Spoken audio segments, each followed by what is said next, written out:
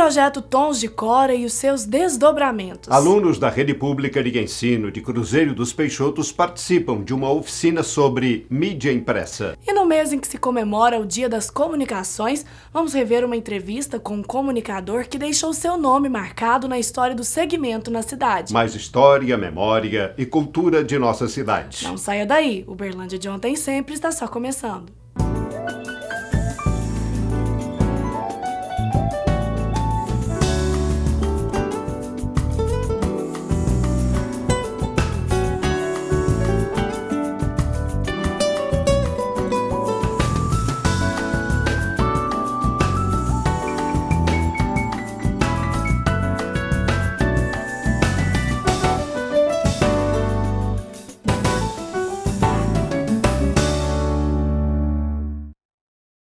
Som e imagem no cinema. E este é o tema da oficina do projeto Tons de Cora, que no último mês lançou um filme documentário contando a história de Cora Pavan Caparelli. Veja a seguir.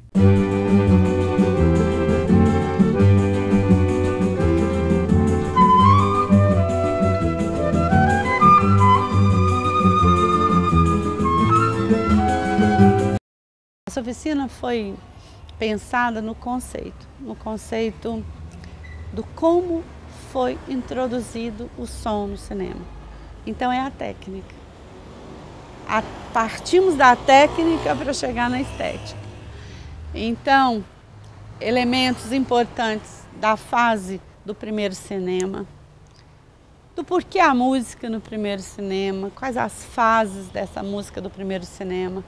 Depois nós fomos para os discos, depois nós indicamos como que o som foi colocado na película, como foi o desenvolvimento desse processo até chegar no digital. Eu trabalho num estúdio da universidade, trabalho dentro do núcleo, que é o NUMUT, que é o Núcleo de Música e Tecnologia da UF, e esse núcleo já desenvolve trabalhos com experimentos com sons e eu trabalho com essa parte. E aí o objetivo principal era esclarecer para as pessoas participantes assim, como que funciona o som no filme, quais são as divisões, quem faz o quê, porque a gente costuma separar filme e som. E não é só isso, o som tem várias subdivisões e aí tratar um pouquinho de cada um como é feito, né? Primeiro, eu gosto muito de cinema e gosto de tudo que se faz sobre o cinema. Em segunda coisa, a curiosidade em cima do que é o som e como esse som é produzido dentro, naturalmente, da linguagem cinematográfica para causar ou para impressionar ou para criar aquela expectativa, aquela emoção, aquela frustração, quer dizer, todas as nossas emoções em cima da sonoridade do cinema e dos filmes.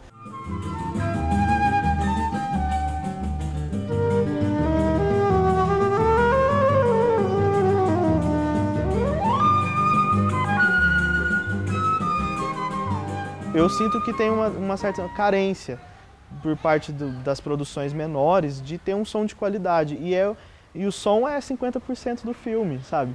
É metade imagem, metade som, não é diferente a proporção. Eu tô achando muito interessante porque ela deixa a gente muito mais crítico quando a gente vai assistir um filme, alguma coisa. A gente acha que a coisa é muito simples, mas ela torna a gente muito mais crítico, ela deixa a gente muito mais analítico, a forma como aquele assunto está sendo abordado, qual é a história. E eu acho que deviam ter muito mais exercícios, muito mais oficinas desse tipo.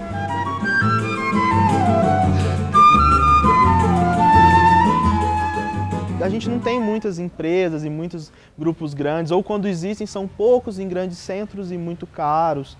Então a importância é essa, é fazer com que novas pessoas se interessem pelo tema e quem sabe surgir novos profissionais, gente interessada em trabalhar com essa problemática e com esse... Está em falta aqui em Uberlândia oficinas como audiovisuais, cinema, oficina de jornalismo mesmo, que eu sinto muita falta, de posicionamento em câmera, essas coisas assim, está muito em falta aqui em Uberlândia e eu acho que deveriam ter muito mais. Está sendo ótimo porque um monte de coisas que eu nunca soube que se fazia, eu estou aprendendo hoje e vendo. Claro que agora vai ficar meio chato, porque sabendo como é que foi feito, a gente já diz, não, o filme continua chamando a atenção e o som será naturalmente uma referência para dizer, olha que trabalho se produzir um filme com som de boa qualidade.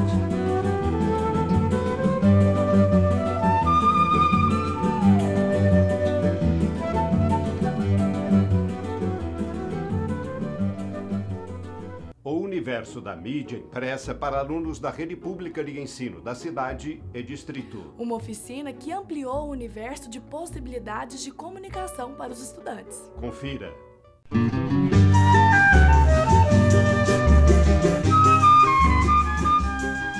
A ideia da gente promover essas oficinas foi para despertar nas crianças, né, o interesse pela mídia impressa, porque mesmo tendo o advento aí das mídias sociais, da televisão, de tudo, a mídia impressa a gente sempre acredita que ela vai continuar existindo e vai ser importante. O contato com as crianças é sempre muito rico, porque a gente vê nelas o interesse sobre qualquer assunto que sai fora da rotina delas.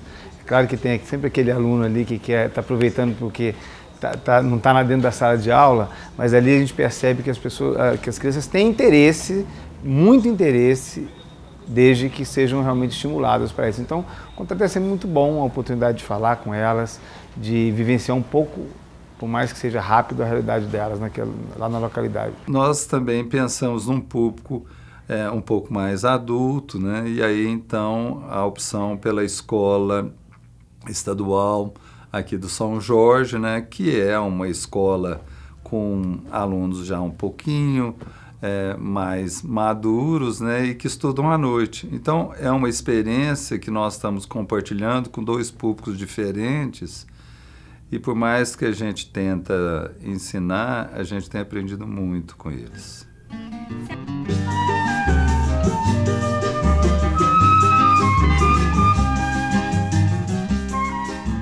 Eu esperava que houvesse um interesse, que a meninada fica assim, querendo redigir, mas não imaginava que fosse esse alvoroço.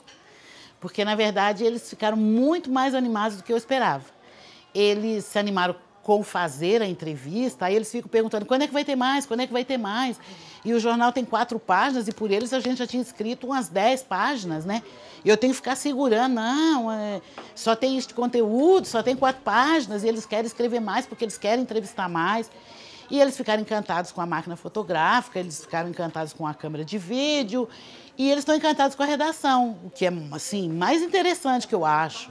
Porque não só aquela coisa natural de gostar da tecnologia, que a criança e o adolescente têm, mas mesmo de gostar de redigir e de aprender a linguagem jornalística. Eles estão lendo mais, eles estão lendo jornal, eles estão lendo revista. Então, assim, eu acho que ultrapassou tudo que eu imaginava, assim, tudo que eu esperava.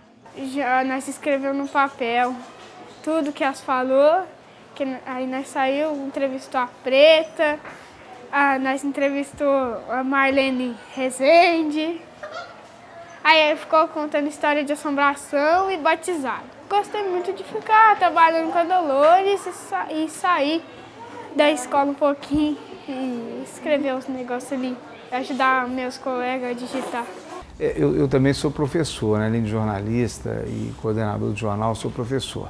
E o maior desafio como professor, a gente vê hoje em dia, é conseguir prender realmente a atenção da moçada, né? Hoje em dia os estímulos são muito grandes, né? A molecada está sempre conectada. Então, quando a gente vê projetos como esse, a gente percebe que esse tipo de iniciativa tem o poder de realmente captar a atenção, de realmente mobilizar as crianças e gerar cidadania. A gente veio aqui na escola, todos os alunos que iam participar, depois a gente subiram lá na casa do povo para perguntar as coisas, saber um pouco da história do Cruzeiro, da religião, assombrações. Foi muito interessante a gente saber a história de algumas belezas daqui do Cruzeiro, história de belas casas. A gente também entrevistou o marido da Dolores, ele contou a história de como foi construído a casa dele, o casarão, que já tinha o casarão antes, que assim, teve muitas mudanças no espaço físico.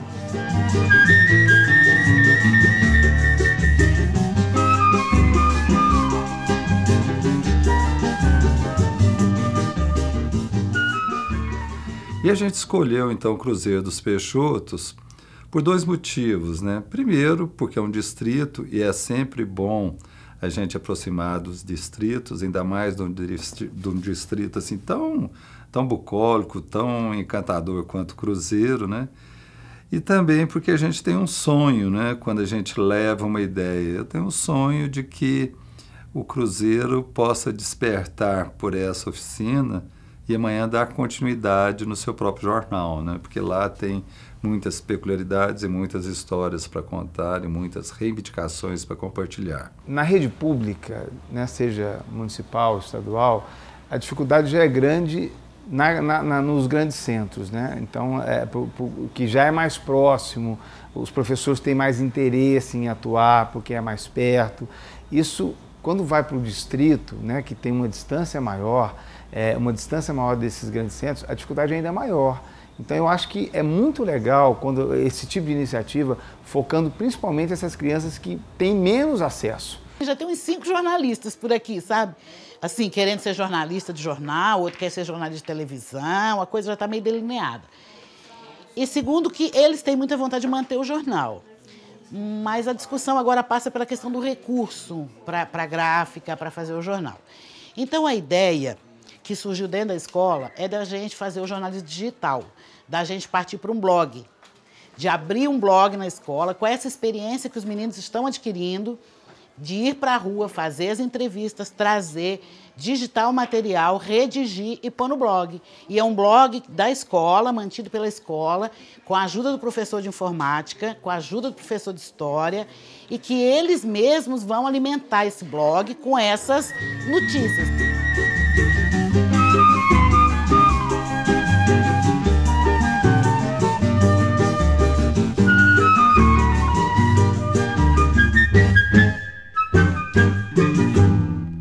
Agora, eu queria que você colocasse um pouquinho, Martinelli, porque a história ela é recente, mas as pessoas às vezes não lembram. Como que era o processo de fazer jornal antigamente? Que era, você tinha o linotipo, tinha o clichê, e eu me lembro que tinha o reaproveitamento de clichê, né? Como que era? Não, o clichê você não reaproveitava, não. Não, estou falando, aproveitava a utilização daquele clichê nas matérias seguintes, né? Então, sempre sim, que guardava, tinha um arquivo. Aquilo ficava o resto da vida, o arquivo do jornal. Eu pensei que era material. Não. Agora, o chumbo você reaproveitava. Então, tinha um processo todo de a linotipo era composição chamada a quente.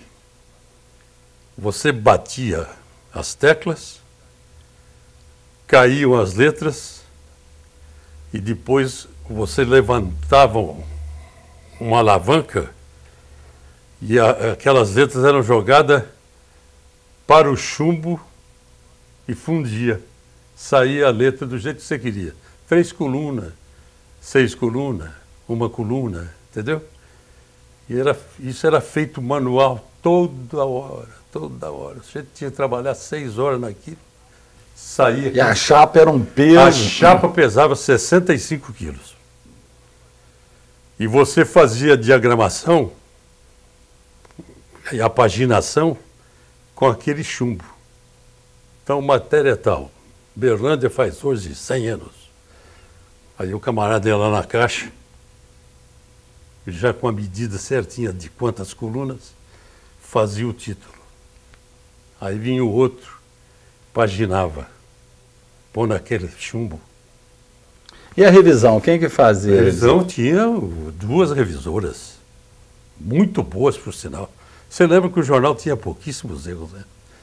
Todas as 2 estudadas. Era a Eliana e a Dude, que está no Correio até hoje. E era interessante porque o jornal era tipográfico, mas já tinha título colorido, né? Não, a nossa máquina fazia uma cor na primeira e na última página. Só a nossa máquina, a nossa linotipo. E como era, Martinelli, como que era a relação dos empresários com o jornal? Excelente, comigo não tenho queixa. O primeiro apoio que eu tive foi da Associação Comercial. Nilo Rejane me chamou lá, ele era muito amigo meu, falou, você vai fazer o jornal da CIUB e já estou aqui com 200 assinaturas para você começar aí. estava tudo prontinho lá. Pedi um talão. Todos eles eram ótimos. Você lembra que eu frequentei muito casas desse pessoal, né? Fala aí, meu Deus. Era uma época de fazer um relacionamento muito bom, porque você tinha contato. Eles não eram todos milionários como hoje. Você sentava lá no Elvio Cardoso, naquelas cadeiras que balançava assim e ia cair, né? E no Alair, às vezes, você sentava no saquinho de batata para bater papo, porque não tinha lugar para sentar. No Dilson, ele tinha um escritóriozinho muito bacana, mas pequenininho, assim, aconchegante, próprio para receber pessoas, né? Agora eles estão todos numa posição importante e merecendo isso, pelo que fizeram e pelo que realizaram, e pela força da sua inteligência e da sua capacidade. Mas eu queria que você falasse um pouquinho, que você citou uma coisa que foi muito importante e marcante na imprensa de Uberlândia, que foi o trabalho que você fez no Correio, né? E esse trabalho no Correio, ele deu uma coisa que o Correio vive até hoje disso, que é a personalidade e a integridade do jornal, né? Que o jornal, a partir daquele momento, passou a deixar claro o que estava à venda e o que não estava à venda, né? E esse é um patrimônio que depois ele significou tanto que hoje é um patrimônio da imprensa de Uberlândia, principalmente da imprensa escrita, que ele fez uma escola, quer dizer, que eu acho que uma das sortes de Uberlândia é ter na imprensa escrita, e eu estou falando imprensa escrita porque é uma coisa marcante, uma imprensa correta, né? No caso do Correio, que você pode discordar às vezes de um tópico do outro, mas uma imprensa que tirou aquele... Eu usava muito no meu trabalho, que no Correio você paga anúncio, notícia não. Notícia do seu filho, da sua filha, da sua empresa que recebeu um diretor da Ford, isso você não paga. E firmei nesse esquema, que eu nunca cobrei uma notícia, nunca, notícia não. E era você mesmo que escrevia os anúncios. Eu e o Luiz Fernando. Como que o Luiz Fernando chegou aqui? O Luiz Fernando chegou aqui em 71, no dia 31 de agosto. E o primeiro uberlandense que ele conheceu foi o Cleanto. E o Amauri, aquele sambista, você deve conhecer um sambista que tem aí, que é empresário, sim. Sabe quem é? Falou, olha, o Marti está lá. É para lá que você tem que ir. Ele veio. E foi muito feliz aqui, né? Fez uma história marcante. E muito inteligente. Vocês dois fizeram as colunas que eram mais lidas, né? Ele tinha o Infernando e tinha as crônicas, e você tinha Mini News, né? Era o Mini News. Que foi uma... E a gente trabalhava no jornal com o Expedito no Esporte e eu e o Luiz Fernando em tudo. Hoje tem editor para fazer arte, outro para fazer agronomia, outro para fazer truco. Nós éramos em 3 na redação. Aí o Expedito saía de férias, eu escrevia todo o esporte, porque eu era comentarista esportivo. Schnelli, como que era a relação do jornal, que é sempre crítica, com a política, com os prefeitos, os líderes políticos? Eles sempre respeitaram o jornal? Qual foi a... O jornal teve sempre muito respeito, né? A prefeitura ajudou muito o jornal. Todos os prefeitos. Entrava o do contra do nosso lado, e ele entrava, já ia, me chamava, vamos acertar aqui e tal, né? Porque o jornal era um jornal bem feito, como um jornal linotipado em impressão em máquina, né? Muito bem feito. Você podia ver que o jornal... ele era limpo, ele não tinha cisco, ele não tinha... E a Rotoplana também, para melhorar demais, eu tinha uma amizade com o Benoni, o maior técnico de máquina de jornal que tinha em Ribeirão Preto e naquela região. Telefonei para ele e falei, você vem ficar uma semana aqui comigo, nós vamos mexer nessa máquina. Cortamos a rama, você lembra que o jornal era largo? Está lembrado? A rama é hoje aquela folha de alumínio, né? Que você fazia a diagramação na rama. Pusemos do tamanho do estado de São Paulo. Ficou lindo o jornal, ficou lindo.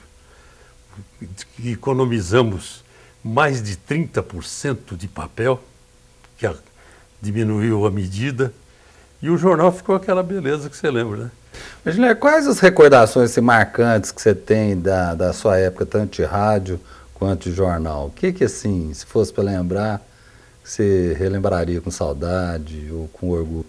Bom, rádio eu lembro muito o Ribeirão, que eu trabalhei numa equipe de 140 funcionários, né? O Bueno fez um prédio só para rádio, 3 andares. Contratou orquestra, Caixa de Rádio Teatro, humorista Rogério Cardoso, Silvério Neto, Silveira Lima, que era animador. Então a gente fazia programas que você ficava feliz de fazer, de tão lindo que era.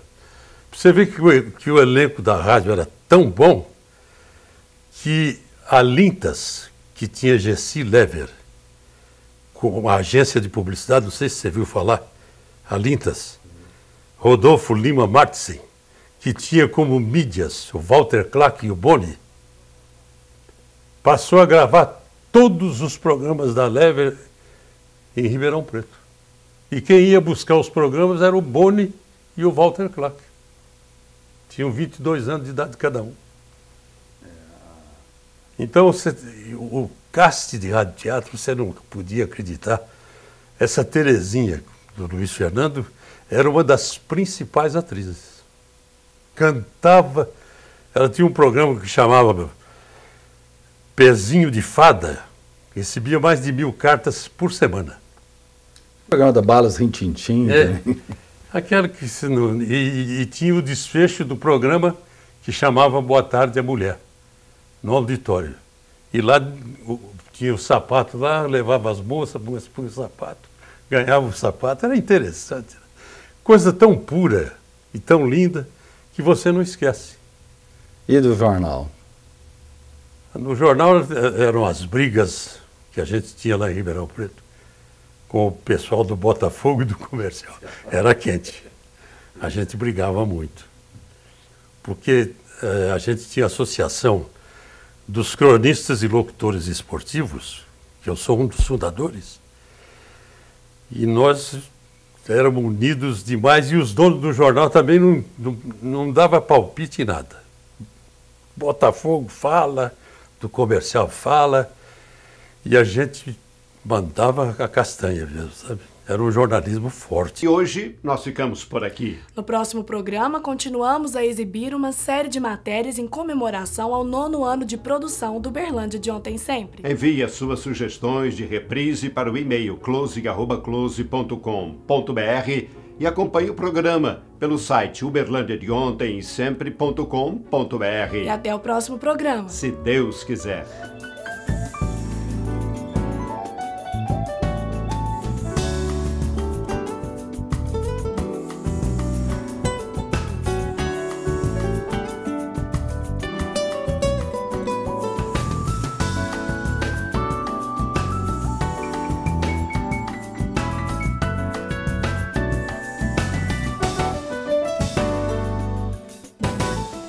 Patrocínio Algar. Gente servindo gente.